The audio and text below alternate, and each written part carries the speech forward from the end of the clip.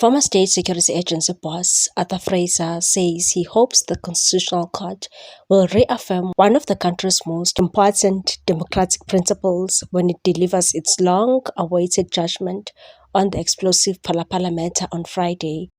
That no one, including a sitting president, is above the law. The Constitutional Court is expected to hand down a ruling on the legality and rationality of Parliament's controversial decision to reject the Section 89 independent panel report in December 2022, a move that shielded President Cyril Ramaphosa from facing a full impeachment inquiry over the Phala scandal. At the heart of the case is whether the National Assembly acted constitutionally when it voted against adopting the panel's findings, despite the report concluding that there was prima facie evidence suggesting Ramaphosa may have violated the constitution and committed serious misconduct while in office. The court challenge was brought by the economic freedom fighters and the African Transformation Movement, which argued that Parliament abandoned its constitutional duty by protecting the president instead of holding him accountable. The National Assembly, however, has defended its decision, insisting that MPs acted within their constitutional powers and warning against judicial interference in parliamentary processes,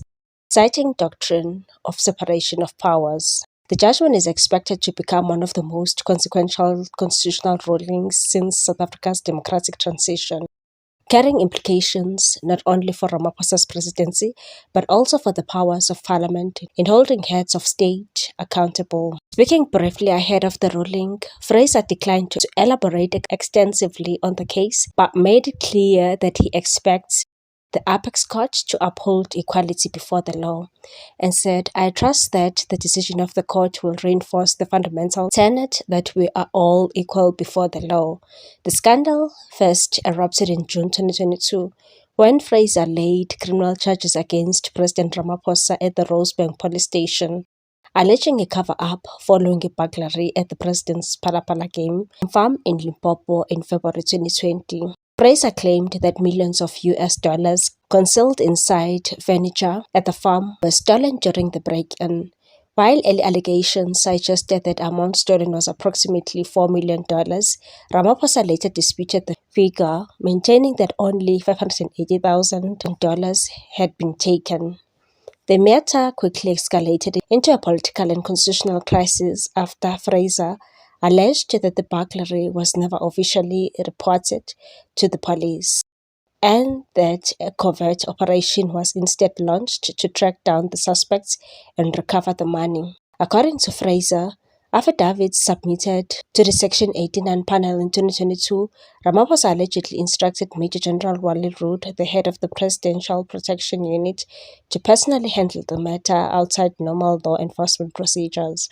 Fraser alleged that Rudy assembled a team comprising former police officers, serving members of the crime intelligence, and even a local farmer to investigate the theft, locate the suspects, and retrieve the missing foreign currency. He further claimed that some of the alleged suspects were kidnapped, interrogated, and pressured into silence. Among the most explosive allegation was Fraser's claim that a domestic worker employed at the farm received 150,000 rand in exchange for not disclosing information about what had occurred at the property. Fraser argued that the handling of the incident raised serious questions about the abuse of state resources, obstruction of justice, corruption, and possible violation of exchange control regulations. In his affidavit, Fraser described the concealed foreign currency as a prima facie evidence of money laundering and alleged that Ramaphosa's conduct may have violated Section 4 of the Prevention of Organized Crime Act. He also alleged possible contraventions of the General Law Amendment Act relating to the unexplained possession of suspected stolen property, as well as the potential breaches of fiscal customs and exchange control laws. Fraser further argued that payments allegedly made to suspects and witnesses constituted corruption and were intended to defeat the ends of justice.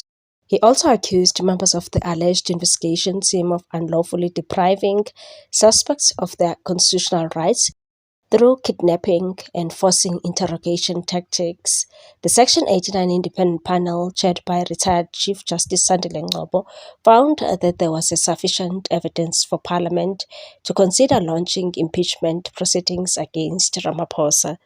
The panel concluded that the president may have acted inconsistently with his office and exposed himself to a conflict between a constitutional duties and his private business interest linked to the Phala farm. It further found that Ramaphosa may have violated constitution by engaging in other paid work through his farming activities while serving as a president.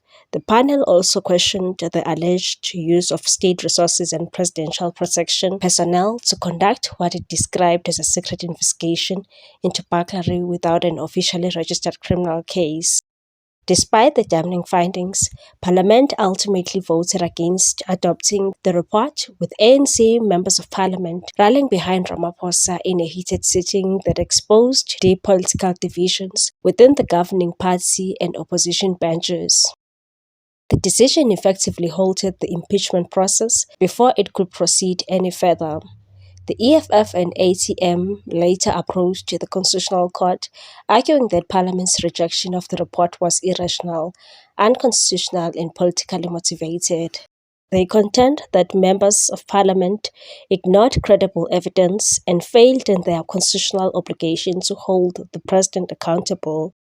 Friday's ruling is now expected to determine whether Parliament acted lawfully or whether its decision amounted to an abuse of constitutional power designed to shield President Ramaphosa from scrutiny. The judgment could also redefine the limits of parliamentary discretion in impeachment matters and clarify the judiciary's role in overseeing accountability processes involving senior political office bearers.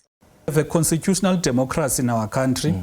And all actions, either of the executive or parliament, must be consistent with the constitution. So that is the bone of contention here to say, when parliament conducts its business, is it consistent with what is obligated or mandated by the constitution? In a case whereby parliament rightfully takes a decision that is not in violation of the constitution, because we differ politically in terms of our views, we can't go to the courts. But in a case whereby parliament takes a decision, in our view, that is a violation of the constitution, then the constitutional court, because we live in a constitutional democracy, is the one that needs to adjudicate. Regardless whether it's a GNU, it is an ANC majority, whatever resolutions that are taken by parliament, they must be rational. Now, there needs to be a test. That is why in this case we're saying that on the face of it, if you have a report that is saying there's a case to answer, you can't have MPs that are seeking to review a report, because the arguments on the day by Minister Lamola was basically saying they are basically reviewing the report. What's your take on this one, people? Thanks for watching. Please subscribe for more news.